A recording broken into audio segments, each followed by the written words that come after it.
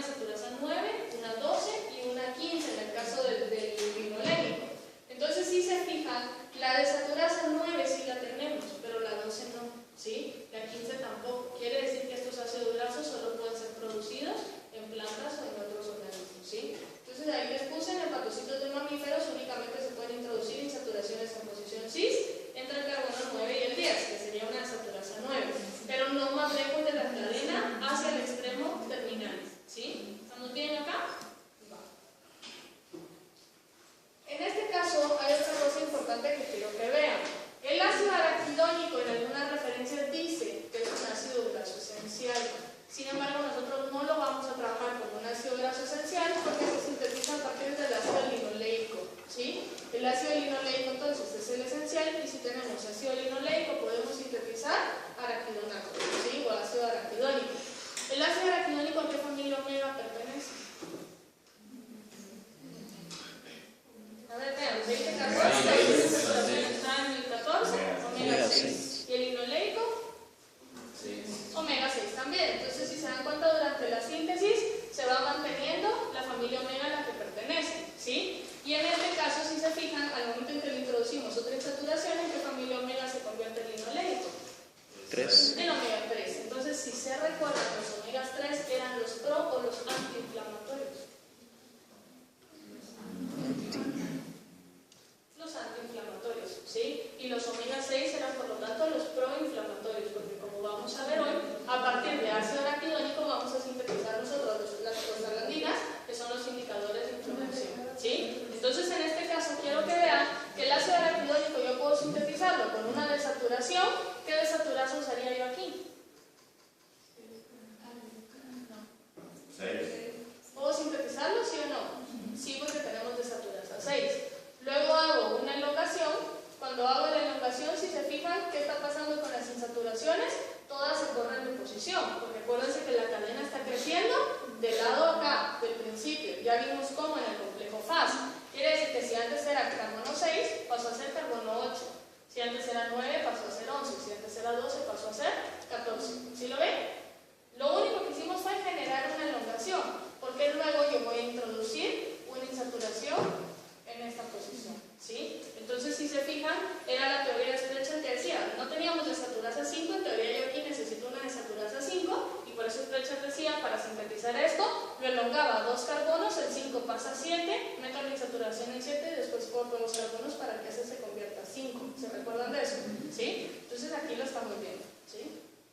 Bueno, vamos con triglicéridos y fosfolípidos ahora. Para la síntesis de triglicéridos, ¿cuál era la estructura? 3 ácidos grasos y un glicerol. Para que eso pase, yo necesito un glicerol activo y los ácidos grasos activos. ¿Cómo se activa un ácido graso? Poniéndole ¿qué? Una coenzima A. ¿Qué enzima lo hace? Ya la vimos. ¿Sí? Era la que los activaba para entrar a la carnitina.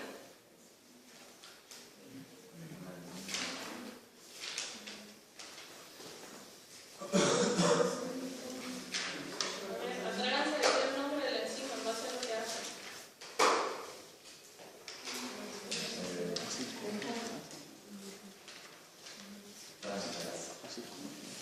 No es una transferasa porque no está transfiriendo un grupo directamente. De algo a algo le está poniendo un grupo. ¿Qué grupo le está poniendo? Una coenzima. Entonces es una sigla por encima A. Para eso necesita energía, ¿sí o no? ¿Cómo hay que? De ATP. Entonces es una sintetasa. ¿Sí? Entonces es la sigla por encima sintetasa. Entonces, lo importante acá es ver que si el FAS está activado, como estoy sintetizando ácidos grasos, esos ácidos grasos se van a convertir en triglicéridos, que serían entonces en este caso el tripalmitato. El tripalmitato sería el triglicérido formado por un glicerol y 3 moléculas de palmitato, que ya vimos que el FAS1 lo sintetizaba. Entonces, un exceso de glúcidos, grasas o proteínas por encima de las necesidades energéticas. ¿Se recuerdan que ya aprendimos a calcular el gasto energético? Si sobraba, ese gasto energético se iba a desplazar a la biosíntesis de triglicéridos, ¿sí? Para que cuando estemos en periodo de ayuno, en teoría esos triglicéridos vayan a cubrir las necesidades energéticas. Entonces acá está. Primero dice, acilación de los dos grupos hidroxilo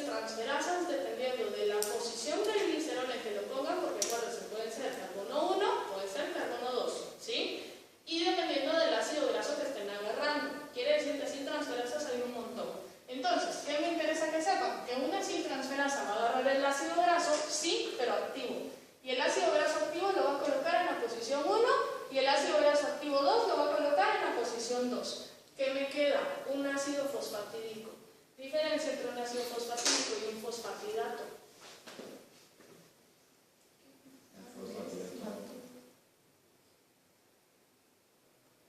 ¿Qué era un fosfatidato? Solo tenía fósforo, no tenía fósforo. Tenía un fósforo y 2 carbonos, y entonces, 2 ácidos grasos. Entonces lo estoy viendo aquí: 2 ácidos grasos y un fosfato. Este es un fosfatidato. Sería un ácido fosfatídico si esto estuviera protonado. ¿Estamos bien? En la forma desprotonada, entonces es el fosfatidato. Esa es la diferencia. Es lo mismo, se los digo porque a veces aparece como ácido fosfatídico y otras veces aparece como fosfatidato.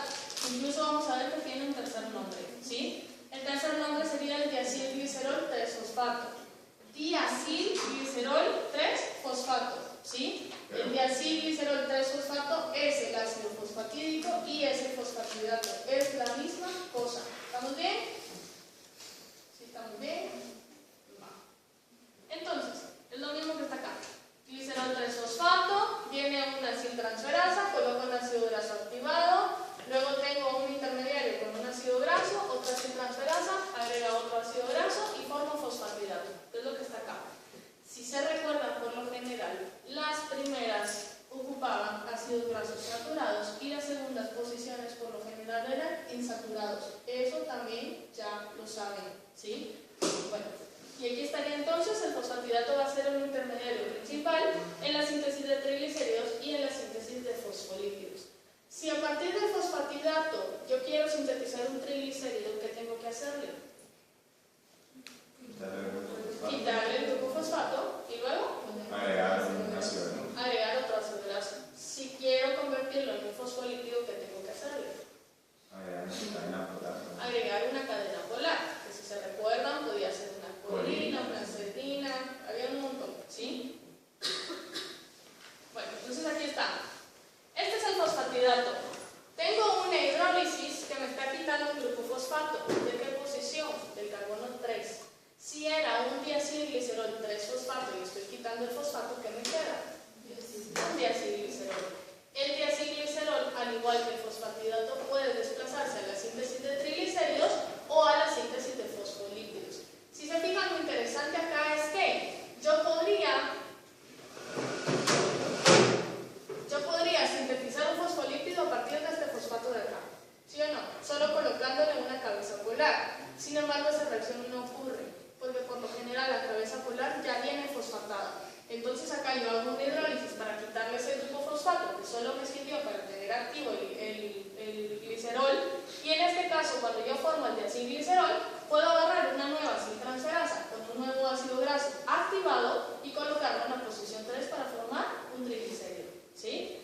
O a partir del diacilglicerol, yo puedo venir y agregarle, si se fijan, una cabeza, en este caso una cabeza polar, siempre con una transferasa de cabezas polares, ¿sí? Entonces, si se fijan, en ese caso, las cabezas polares ya introducen su propio grupo fosfato, que sería este grupo fosfato que viene aquí, ¿sí? Si se fijan, la cabeza polar viene activada con el grupo fosfato y por lo tanto tengo que quitárselo antes de introducirlo. ¿Estamos bien? ¿Sí? Entonces, intermediarios en común con la síntesis de triglicéridos y de fosfolípidos sería fosfatidato y diacilglicerol, ¿sí? Ambos. Bueno, la insulina va a estimular la conversión a grasa, ¿sí? ¿Por qué? Porque sabemos que la insulina se activa cuando aumenta luego de la ingesta de una comida, ¿sí? En personas que padecen diabetes mellitus, el acético enzimada se va a desviar hacia la producción de cuerpos cetónicos en lugar de la síntesis de grasas, y por eso es que por lo general las personas diabéticas no reciben ese tipo de estímulo porque están ante condiciones de ayuno dentro de la célula y por eso se da el desplazamiento hacia la formación de cuerpos cetónicos. Bueno, ¿vamos bien acá? Vamos con síntesis de icosanoides entonces. ¿Qué era un icosanoide? Un ácido graso de carbono. Derivados principalmente de 20 carbonos. ¿Quién es el ácido graso de 20 carbonos? El ácido araquidónico. ¿Sí? Entonces son derivados del ácido araquidónico, son lípidos con actividades reguladoras porque pueden generar vasoconstricción, vasodilatación, inflamación, dolor y todo lo demás. ¿Sí? Potentes señales moleculares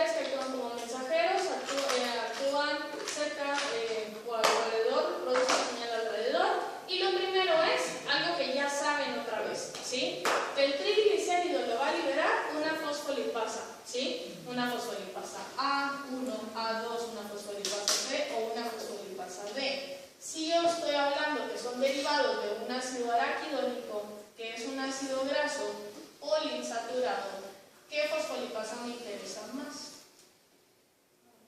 La 2, porque por lo general el ácido graso de la posición 2 es un ácido graso insaturado, ¿sí? Entonces, por lo general se activa la fosfolipasa A2 y esa fosfolipasa entonces lo que va a hacer es liberar el ácido araquidónico, que es el precursor esencial de los icosanoides.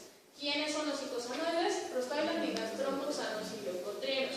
Ya hemos hablado de las funciones en general, no voy a entrar en detalle porque les dije hay muchísimas dependiendo de la función que genere. Solo vamos a hacer una diferencia en cuanto a la síntesis y a la actividad enzimática que utilicen. ¿Qué quiero que vean? Que tenemos una estructura muy similar, ¿sí? Que la estructura es muy parecida y que va a venir a partir de un ácido araquidónico que se cicle, ¿sí? Bueno. La síntesis de prostaglandinas se lleva a cabo en la superficie del retículo endoplasmático y se sintetizan por ciclación del ácido araquidónico. La enzima encargada de ciclarlo es la prostaglandina H-sintasa, mejor conocida como PGHS. Esta prostaglandina H-sintasa tiene dos tipos de actividades enzimáticas, una actividad ciclooxigenasa y una actividad peroxidasa. La actividad ciclooxigenasa de la PGHS actúa primero y luego actúa la actividad peroxidasa. Entonces, si se fijan, va cambiando la estructura.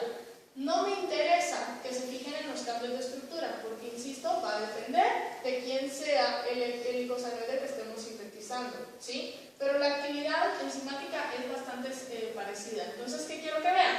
Que la PGHS va a actuar dos veces, y dos veces de forma diferente. Pero la primera es la actividad ciclooxigenasa, que es la actividad, que como el nombre lo dice, de hacer el ciclo, ¿sí? Si es la actividad esta que está haciendo el ciclo, me interesa porque aspirina e ibuprofeno pueden inhibir esa actividad, ¿sí? Entonces aquí están las dos actividades, la ciclooxigenasa se abrevia como COX, ¿sí? Hay diferentes tipos de COX, hay COX-1, COX-2 y algunas, por ejemplo, están relacionadas a gastritis, otras están relacionadas a dolor de cabeza, en algunos casos el dolor de estómago se relaciona con el dolor de cabeza porque la actividad de prostaglandinas es similar, ¿sí?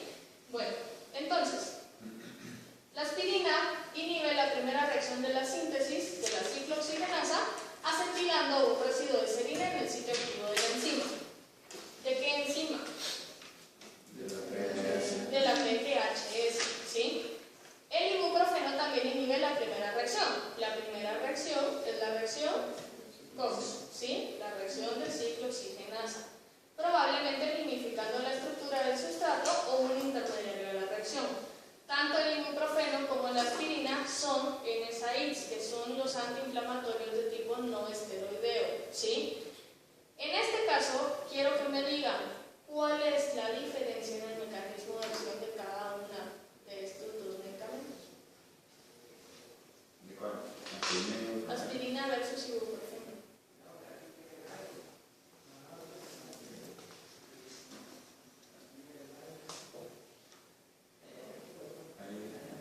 ¿Qué tipo de inhibición es la primera?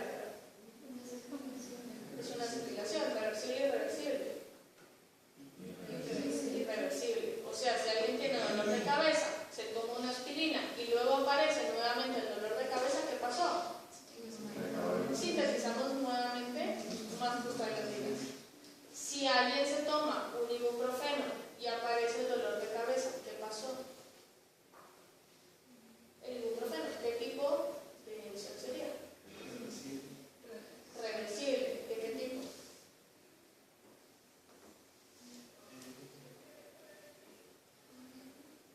¿Qué tipo de inhibiciones reversibles teníamos? ¿Covalente podría ser? ¿No es el caso? A ver, cuando veíamos si cada vez bajaba, si cada vez disminuía, si velocidad máxima cambiaba. Es una competitiva. ¿Cómo sé que es competitiva? Porque el ibuprofeno está mimificando, ¿sí? Quiere decir que se está haciendo pasar por el sustrato. Quiere decir que si les dolía la cabeza y se tomaron un ibuprofeno y luego apareció el dolor de cabeza, quiere decir que probablemente las concentraciones de ibuprofeno ya disminuyeron y se acabó la competencia. ¿Estamos claros? ¿Quién va a tener un efecto en teoría más prolongado? La aspirina, ¿sí? Porque requeriría que se estimulara nuevamente la transición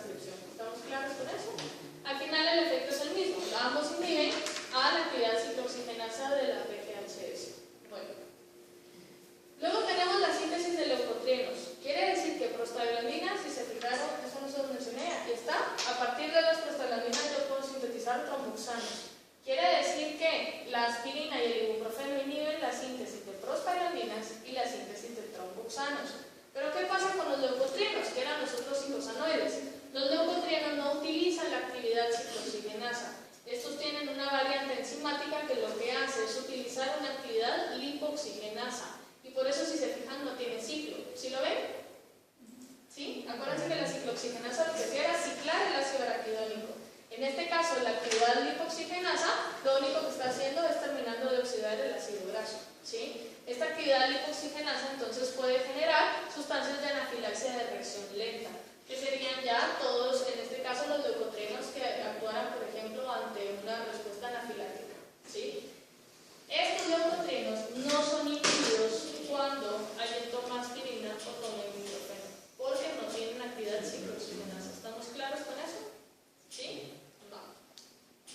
Vamos con la biosíntesis del fingolípido. Si se dan cuenta, estamos viendo la síntesis así, porque podría ser tan compleja como quisiéramos que llegara a ser, ¿sí?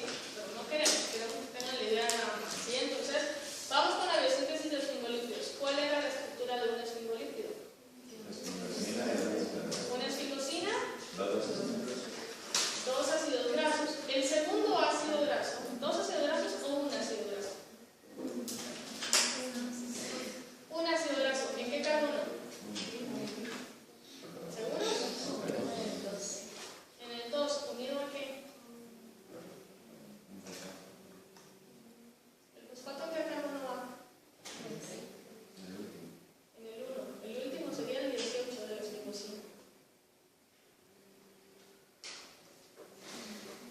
¿Me vieron por qué les dije? Revisen estructura porque les va a servir. Entonces aquí Regina no tiene que escribirlo, en el pizarrón se pone la estructura, ¿sí? El esfingolípido tenía una cadena de esfingosina que tenía 18 carbonos, ¿sí? Este era carbono 1, carbono 2, carbono 3, carbono 18. En la posición 2 se unía algo, que quiero que me digan qué es, y esto se unía a un ácido graso, ¿sí? ¿Qué es X aquí?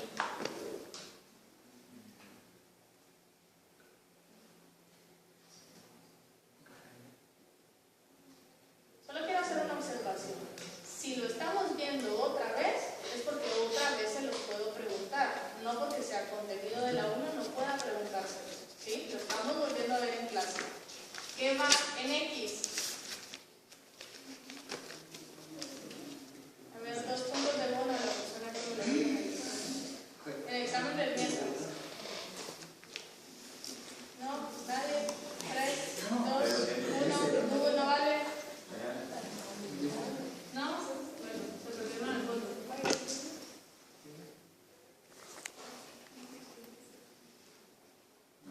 ¿Sí? Ahora quiero que me digan. ¿Cómo se le llama esto? Una ceramida. ¿Sí?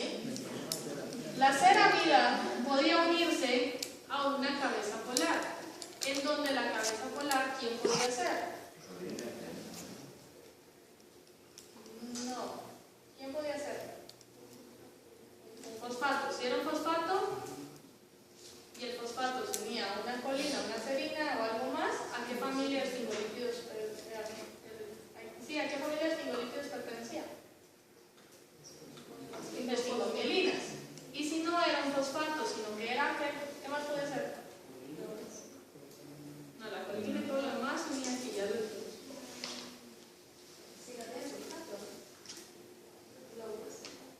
Globócidos, cerebrocidos, gangliócidos. ¿Qué tenían esos?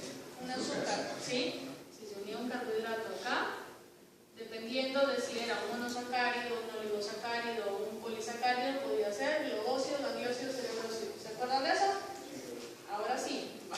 Entonces, los esfingolípidos tienen esfingosina como base estructural, que es esta rosada de 18 carbonos. Primero se debe condensar una serina de 3 carbonos con un palmitoico-A. La serina se va a condensar para introducir este grupo amino que tenemos acá, que este grupo amino es el que hace la conexión con el ácido graso para formar la ceramida. Y que luego teníamos la cabeza polar, que podía ser cualquier otra cosa. ¿Estamos bien? Va. Entonces aquí empezamos. Tenemos un palmitoil con una serina. Si se fijan, palmitoil está activo, lo que hace es liberar la coenzima A y formo 2 intermediarios, que no me interesa que se aprendan el nombre de este, pero sí de este. Formé una esfinganina. La esfinganina es un ácido graso que tenía 16 carbonos más Los que tienen, en este caso, la serina, si se fijan, serina tenía 3, liberé 1, me quedan 2, 16 más 2, 18 carbonos, ¿sí? Que son los 18 carbonos que tiene la esfingosina. La esfingosina se forma acá, junto con este amino, se convierte en una esfinganina, ¿sí? Quiere decir que esto, antes de ser ceramida, fue una esfinganina. ¿Estamos bien? ¿Sí? Después de esfinganina agarra el ácido graso que se coloca entonces en la posición 2 y esto forma una N-acilesfinganina que en este caso sería la ceramida. ¿Estamos claros? ¿Estamos bien? ¿Sí se entiende? Bueno, se lo digo ¿por qué? Porque otra vez esto puede ser mucho más complejo que como lo estamos viendo. Por eso les estoy diciendo que me interesa que sepan de esta síntesis. Luego, esta N-acilesfinganina, que es la ceramida, puede venir y entonces acá le podemos agregar cabezas polares para que sean esfingomilinas, para que sean cerebrósidos, para que sean gangliósidos, etc. Hay algo interesante que quiero que vean acá. Tengo una fosfatidilcolina. ¿Qué es esto? Fosfatidil, ¿qué es? Es un fosfolípido. ¿Cómo sintetiza el fosfolípido? A partir del diacilglicerol con la cabeza polar fosfatada, ¿se acuerdan? El fosfolípido es el donador de cabezas polares fosfatadas acá. Pongo el fosfolípido y liberé el diacilglicerol. ¿Qué estoy dejando? En la cabeza polar fosfatada. Entonces, eso me interesa que sepan.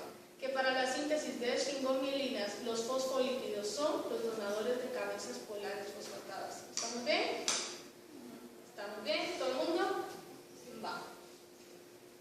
Vamos con colesterol entonces y los isoprenos. La síntesis de colesterol, otra vez, puede ser mucho más compleja. Las vamos a dividir únicamente en 4 etapas generales. Nos vamos a saltar un montón de reacciones. Solo la primera etapa la vamos a ver completa. Todas las demás solo vamos a ver los intermediarios y se acabó. Entonces, el colesterol es el lípido más popular. Todo el mundo ha oído hablar del colesterol alguna vez porque no tengan ni idea de qué es. ¿Sí? Estoy hablando de todo el mundo fuera de este salón de clases. Ustedes ya saben qué es el colesterol. ¿Sí? No es necesario en la dieta porque lo podemos sintetizar. Y por eso es que todas las VLDL, LDLs y todas las demás que entran por reciclaje de colesterol son vistas como colesterol malo, porque es un colesterol innecesario, ¿sí? Un colesterol en exceso. Si aumenta el transporte es porque aumentó el colesterol. No demandamos tanto colesterol, pero sí es necesario porque tiene un papel crucial como componentes de membranas y precursores de vitaminas. Absolutamente todas las células eucariotas pueden sintetizarlo. Quiere decir que no es esencial en la dieta. Todos sus átomos de carbono provienen del acetato. ¿Cuántos carbonos tiene el acetato? 2. 2. ¿Cuántos carbonos tiene el colesterol? 27. 27, según esa imagen, ¿sí? 27 que en algún momento llegó a ser 30, ¿sí? ¿Cuántos acetatos necesitaríamos? Un montón, ¿sí? Y aquí es donde matemáticas sí les sirve, porque van a empezar a hacer conteo de carbonos ahorita hasta llegar a los 27 de colesterol, ¿sí? Entonces, empezamos con la primera fase, que es la síntesis del mevalonato, a partir del acetato. 2 acetatos no forman un acetoacil. Eso ya lo vimos. ¿En dónde? En complejo fase y en síntesis de cuerpos cetónicos. Quiere decir que esto no es nuevo, ¿sí? Quien lo hace es la tiolasa, que es la misma de la síntesis de cuerpos cetónicos, que es la reacción reversa de la oxidación, ¿sí? ¿Estamos bien? Vamos integrando todo lo que hemos ido viendo, ¿sí? Luego, ¿qué pasa? Viene la HMG-CoA sintasa, que es la misma de los cuerpos cetónicos y sintetiza HMG-CoA, ¿sí? Que es la misma reacción de cuerpos cetónicos. Esta HMG-CoA luego viene y agarra 2 moléculas de NADH y forma el mevalonato. Quiere decir que si esto se desplazara a síntesis de cuerpos cetónicos, ¿qué formaría aquí? ¿Se acuerdan?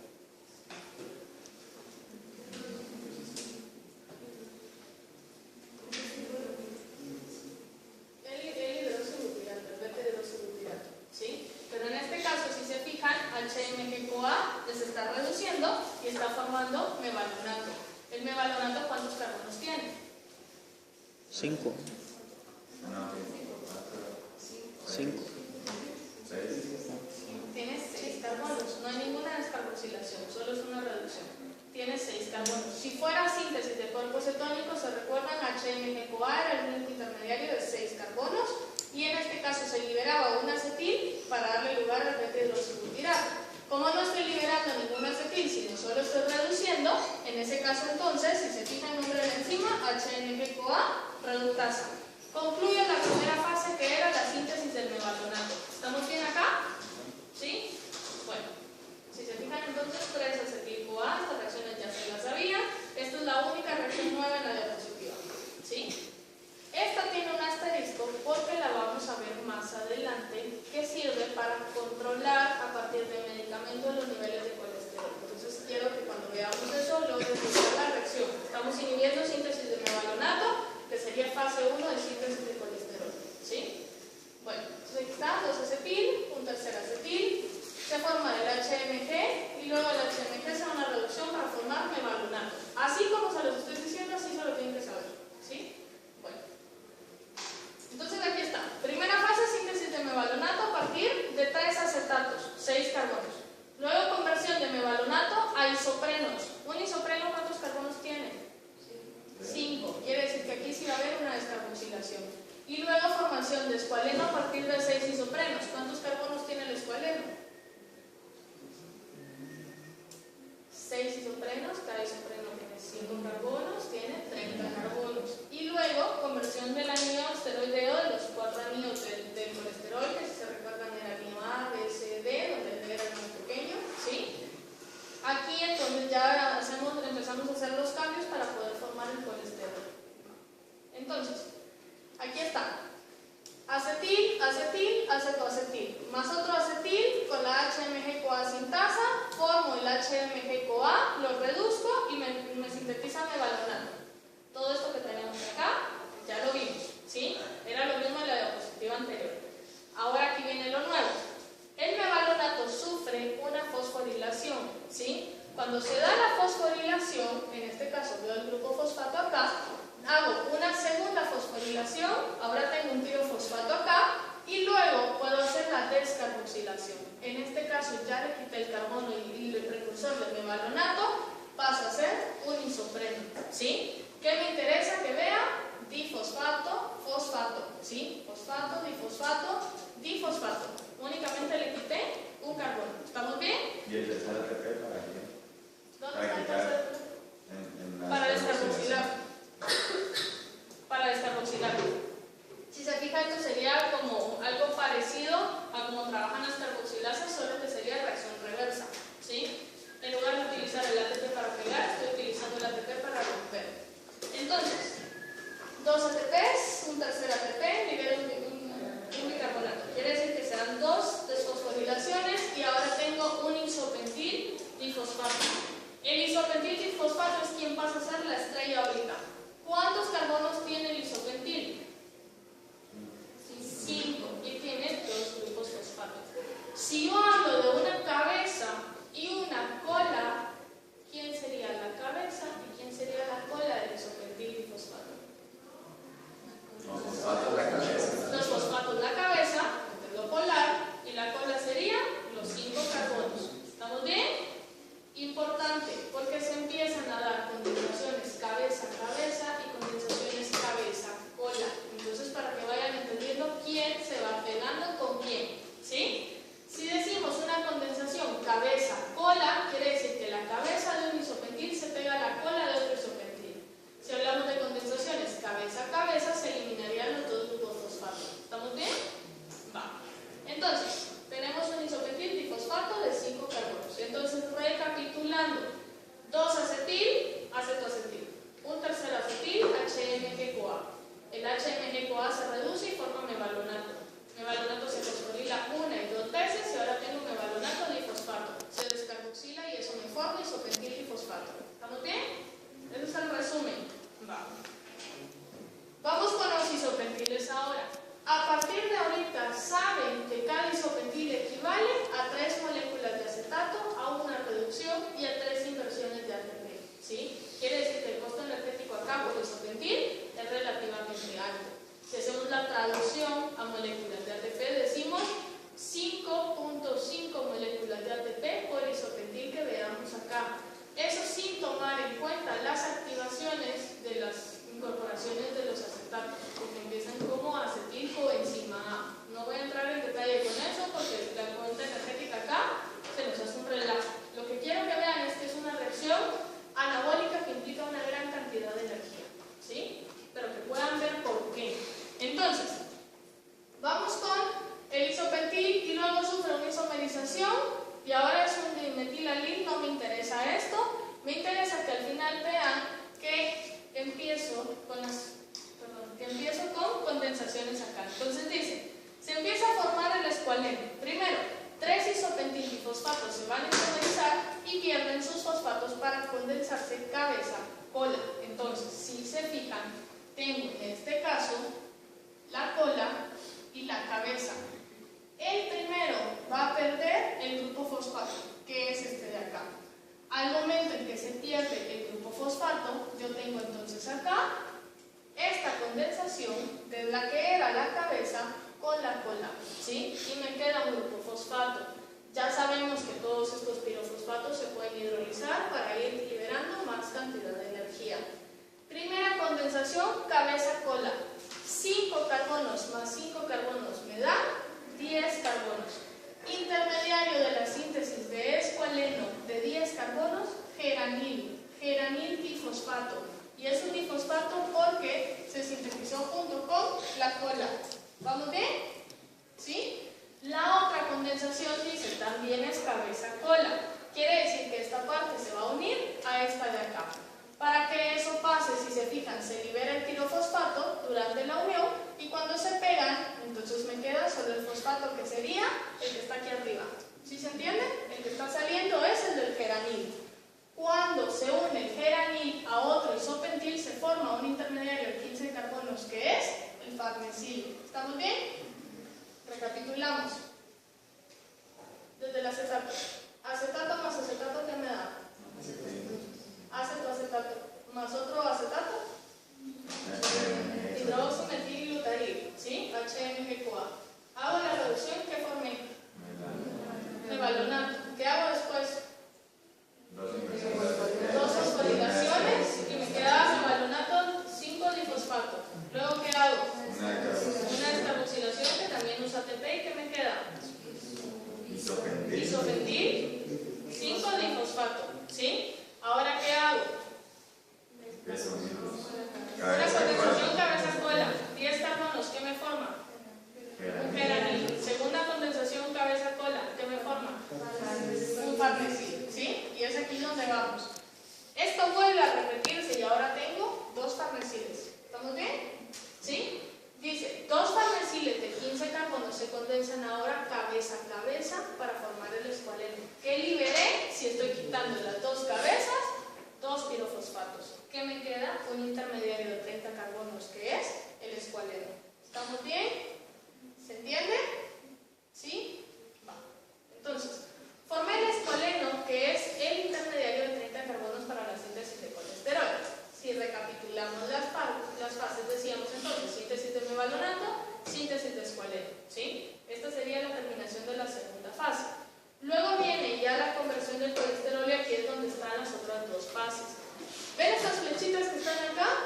Están omitiendo más de 20 reacciones, ¿sí? Entonces, para que sepan que esto, como les dije, puede ser tan complicado como quieran que sea, ¿sí? Entonces, ¿qué pasa ahora?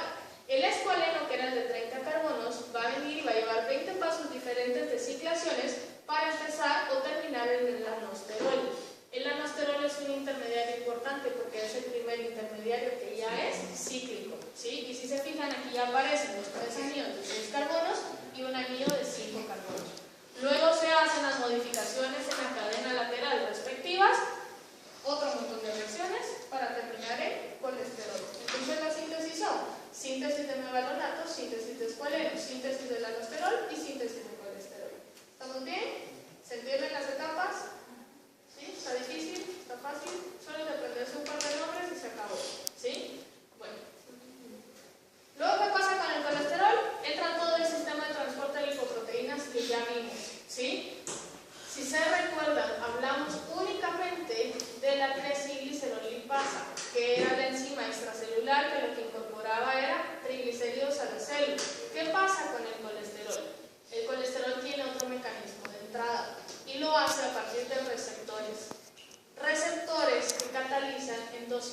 facilitadas por receptores. Y aquí es donde los receptores ApoB100, que si se recuerdan eran los que tenían las LDL y las VLDL, son importantes. Porque el receptor ApoB100 es el que va a captar a la apoproteína B100 que traigan las VLDLs o las LDLs. Quiere decir que, si se fijan en este caso, lo que está haciendo la célula es endocitar toda la lipoproteína. ¿Sí lo ven? Es lo que está pasando acá. Todo el proceso de endocitosis entonces forma el endosoma. Al final, si se fijan, hidrolizamos todo lo que tenía. ¿Y qué estoy haciendo? Liberando el colesterol. Estoy hablando de un colesterol que no sinteticé en la célula, ¿sí? Entonces, ¿qué pasa?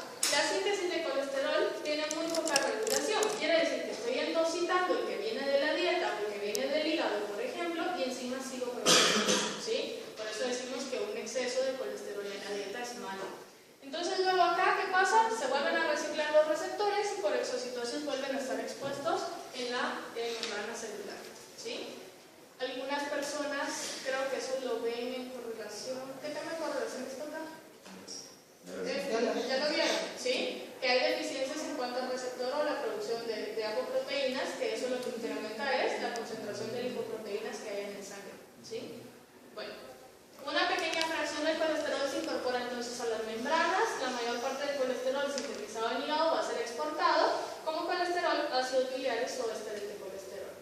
Otra pequeña fracción puede darle, vamos a saltar esto un ratito, puede darle origen a otro tipo de moléculas, a hormonas. Todas las hormonas esteroideas son derivadas de colesterol, ¿sí? Por eso es que el colesterol es importante acá. Hay varios ejemplos, está el cortisol, la testosterona, los estradioles, la aldosterona, por ejemplo.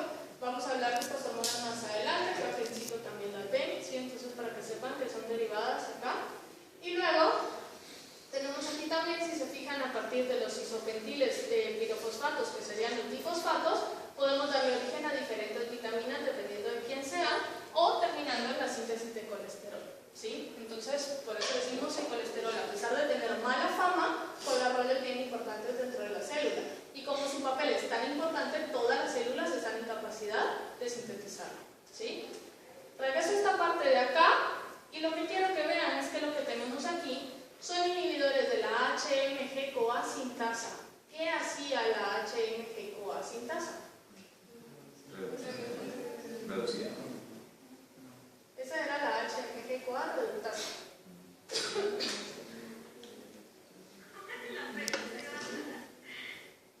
¿Qué hacía?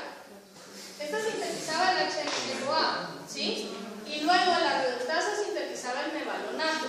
Si se fijan, tenemos acá competidores de la HMG-CoAsa, que serían la compactatina, la simvastatina, pravastatina o lovastatina. Lo que está entre paréntesis es alguno de los nombres comerciales. Ustedes ya saben que el genérico puede tener muchísimos comerciales dependiendo de quién sea el distribuidor. Lo importante es que, si se fijan, independientemente de lo que tengan en la cadena negra, todo se parece al mevalonato. Si se empieza a acumular esto, podemos mandar una retroalimentación negativa a la HMG-CoA sintasa para que deje de sintetizar mevalonato. ¿Sí se entiende? ¿Sí? O para que deje de sintetizar HMG-CoA y por lo tanto se deje de sintetizar mevalonato. Si se deja de sintetizar mevalonato, al final los niveles de colesterol van a disminuir, ¿sí? Entonces, estos medicamentos son utilizados para, como medicamento, como tratamiento para pacientes que tienen niveles altos de colesterol. Bueno, la biosíntesis de ácidos grasos está regulada estrictamente, principalmente con un aumento del citrato, ¿sí?